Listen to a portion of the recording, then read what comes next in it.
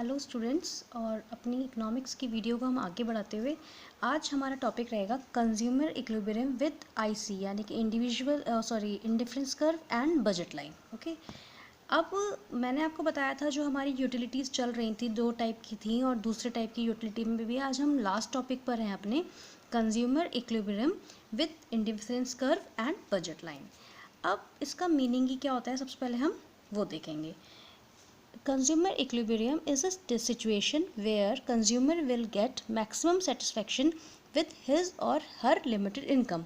मतलब consumer equilibrium उस position को, उस सिचुएशन को हम कहेंगे जहां कंज्यूमर का जो सेटिस्फेक्शन लेवल है वो सेटिस्फाइड हो जाए प्लस उसकी इनकम के द्वारा, मतलब जितनी उसकी इनकम है उतना प्रोडक्ट उसे मिल जाए मैक्सिमम, तो उसे बोलेंगे हमारा कंज्यूमर इक्विलिब्रियम पॉइंट। ओके, अब बात आती है इसकी कंडीशन की। इसकी कंडीशन के लिए जैसे मैंने लिखा हुआ है MRS XY equal to price X upon price Y, है ना, या फिर एंड MRS कंटिन्यूसली फॉल्स।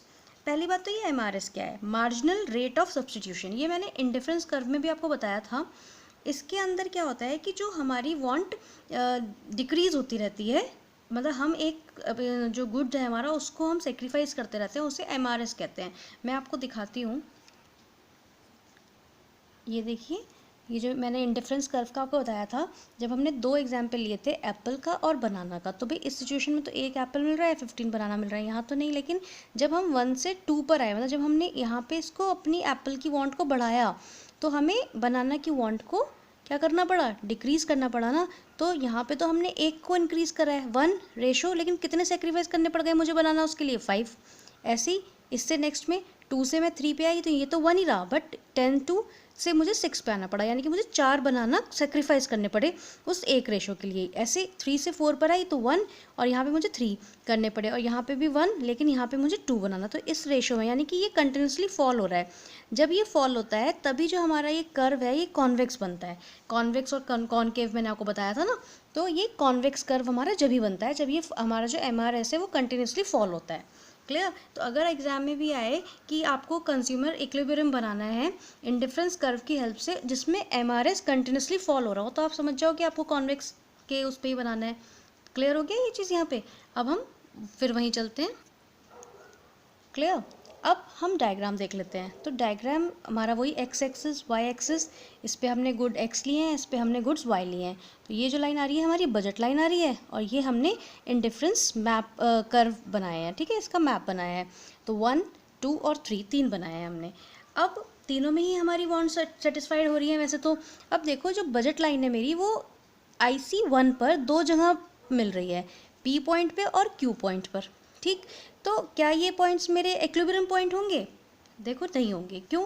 क्योंकि जो इंडिफरेंस कर्व है, हमने पढ़ा था इंडिफरेंस कर्व में कि जो इस ओरिजिन से जितना ज़्यादा दूर होता है उतनी ज़्यादा हमारी वांट सेटिस्फाइड कर रहा होता है। तो भाई IC1 तो ज़्यादा पास है इसके, उससे दूर तो 2 और 3 ही हैं।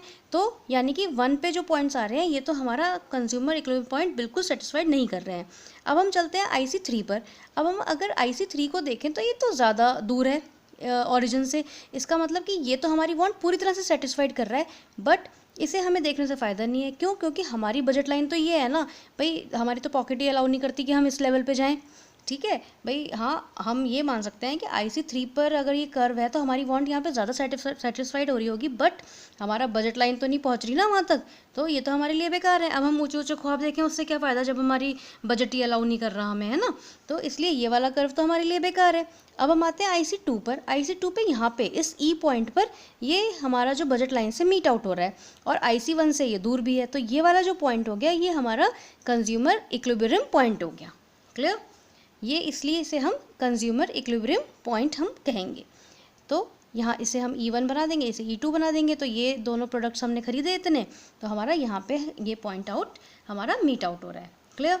अब हम आते हैं इसकी एक्सप्लेनेशन पर कि हम इसकी एक्सप्लेनेशन कैसे लिखेंगे। जो जो चीज़ें मैंने आपको बताई हैं अब आपको पता चल चुका है कि हमें एक्सप्लेनेशन कैसे देनी है, क्योंकि ये जो क्वेश्चन है आपको 6 मार्क्स में आएगा, तो आपको इसके लिए ये सारे काम करना ही पड़ेगा और इसकी एक्सप्लेनेशन ज़रूर देनी पड़ेगी, अदरवाइज़ आपको जो मार्क्स हैं उतने नहीं मिलेंगे। क्लियर? तो अब हम इसकी एक्सप्लेनेशन देखते हैं। ये देखिए एक्सप्लेनेशन, पहला पॉइंट है in the above diagram AB is a budget line and IC is indifference curve, जो I1 IC1 IC2 और IC3 बनाए थे हमने, ठीक। पहले तो हम वही बता देंगे कि भाई ये वो है।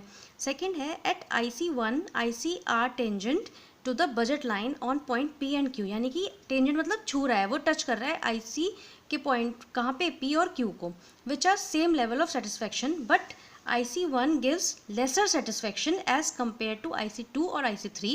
Hence, this point IC1 is not be a consumer equilibrium point. मैंने आपको बताया जो IC1 था उस पर 2 पॉइंट तो ज़रूर है, बट हमारा सेटिस्फेक्शन लेवल वो उतना नहीं फुलफिल कर रहा क्योंकि वो ओरिजिन के काफ़ी पास है, 2 और 3 से तो पास है ना वो, इसलिए वो नहीं कर रहा है, तो इसे तो हम बिल्कुल नहीं मानेंगे, ठीक। अब हमारा थर्ड देखो, at IC3 consumer will get maximum satisfaction as compare to IC1 and IC2, but still this point is not be a consumer equilibrium point because this point is out of the budget line. Consumer can't reach this point. अब मैंने आपको क्या कहा था कि IC3 तो हमारी सारी वांट सेटिस्फाइड कर रहा है, बट भैया वो हमारे बजट में ही नहीं आ रहा है, तो इसलिए हम उसको नहीं वो करेंगे क्योंकि हमारा जो बजट लाइन है वो नहीं मिल रहा। हाँ, IC1 और IC2 से ज़्यादा कम, मतलब हमें सेटिस्फेक्शन दे रहा है वो, बट हमारे काम का नहीं है अभी फ़िलहाल इस पॉइंट में। और फोर्थ पॉइंट हम देखते हैं, eight IC2 consumer will get maximum satisfaction at compared to IC1 because higher the IC shows higher level of satisfaction and IC2 is tangent to the budget line, so point E will be a consumer equilibrium point. अब IC2 जो है वो IC1 से के comparison में दूर था उससे, है ना, तो और ये बजट लेवल भी हमारा जो बजट लाइन है उसे भी छू रहा है, उसमें एक पॉइंट, कौन सा पॉइंट, E पॉइंट, तो जो ये वाला है IC2 पे जो E पॉइंट है वो ही हमारा कंज्यूमर इक्विलिब्रियम पॉइंट हुआ। क्लियर। नेक्स्ट हम इसके कंक्लूजन हमें लिखना होता है ज़रूर, तो हम कंक्लूजन पे क्या पहुँचे, the budget line is tangent to the indifference curve 2 at point E, this point is a consumer equilibrium point. तो वही कि IC2 में जो E पॉइंट पे हमारी बजट लाइन उसे छू रही है वही हमारा कंज्यूमर इक्विलिब्रियम पॉइंट होगा, ये कंक्लूजन हो गया हमारा। और second, at this point a consumer purchase OE1 quantity of goods X and OE2 quantity of goods Y, जो मैंने आपको E1 और E2 लिखा था कि वो इतना इतना क्वांटिटी X और Y की वो परचेज कर लेगा। क्लियर। अब हम दूसरा अगला टॉपिक देखते हैं अपना। क्लियर है, अब इसके आपको एक्सप्लेनेशन भी क्लियर हो गई कि ये क्या है, तो ये बहुत ही सिंपल है।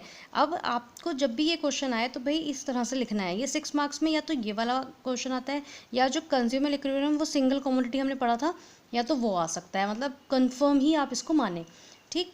अब हमने सारे पॉइंट्स अपने कवर कर लिए, बस हमारा लास्ट पॉइंट रह रहा है मोनोटोनिक प्रेफरेंसेस। ये क्या है, ये बहुत ही सिंपल है, इसमें ऐसा कुछ नहीं है। सपोज़ करिए मैं आपको दिखाती हूँ कि मेरे पास कुछ भी प्रोडक्ट है, कोई भी चीज़ ले लो, मतलब चलो हम पेन ले लेते हैं, अभी फ़िलहाल मेरे पास पेन रखे हैं, या जैसे ये पेन है, ये है। अब मैं मतलब कोई भी एक कस्टमर, एक रेशनल कस्टमर जो एक नॉर्मल है, अपना सही है, वो किसी शॉप पर जाता है और वो शॉप वाले से कहता है कि भाई मुझे पेन्स दिखाओ, और आपको वो ये पेन दिखाते हैं, ठीक है। तो जो सारे पेन देखो लिखने में बढ़िया है। अब कोई कहता है, जो दुकानदार है वो बोलता है भाई ये वाला पेन 10 रुपीज़ का है, ये 20, ये 30, ये 40 और ये 50 रुपीज़ का है, ठीक। अब मुझे मान लो मैं ये वाला पेन देखती हूँ तो भाई ये अच्छा चल रहा है, स्मूथ चल रहा है, अभी 30 रुपीज़ का है, लेकिन ये 10 रुपीज़ वाला भी इसकी तरह ही स्मूथ चल रहा है, तो मैं क्या करूँगी, I will go for this one ना, मैं 10 रुपये वाले पेन के लिए जाऊँगी। तो जो वो कस्टमर जो उसके पास गुड्स अवेलेबल है उसमें से जो वो ख़रीदता है अपना बजट देखते हुए, वही हमारा मोनोटोनिक प्रेफरेंस कहलाता है। क्लियर। तो ये जो हमारा टॉपिक अभी मैंने यूटिलिटी का लिया हुआ था, ये आज हमारा पूरा कंप्लीट हो गया है इस वीडियो में। अब आप डायरेक्ट ये वाली वीडियो ना देखें, आपको पहले इससे पहले वाली जो भी इस सीरीज़ की पूरी वीडियोस चलती आ रही हैं आपको पहले सारी देखनी पड़ेंगी, तब आप इस वीडियो पे पहुँचे तो ज़्यादा बेटर रहेगा। क्योंकि अगर आपने डायरेक्ट ये वाली वीडियो देखी तो आपको कुछ समझ में नहीं आएगा, बिकॉज आपको ना इंडिफरेंस कर्व पता होगा ना बजट लाइन पता होगा, है ना। तो इसलिए आपको ये चैप्टर अगर पढ़ना है तो आप स्टार्टिंग से वीडियोज़ देखते और समझते रहिए, तभी आपको ये वाला पॉइंट क्लियर होगा, ठीक। तो हमारा ये आज ख़त्म हो गया, अब नेक्स्ट टॉपिक हम नेक्स्ट वीडियो में लेंगे। Thank you.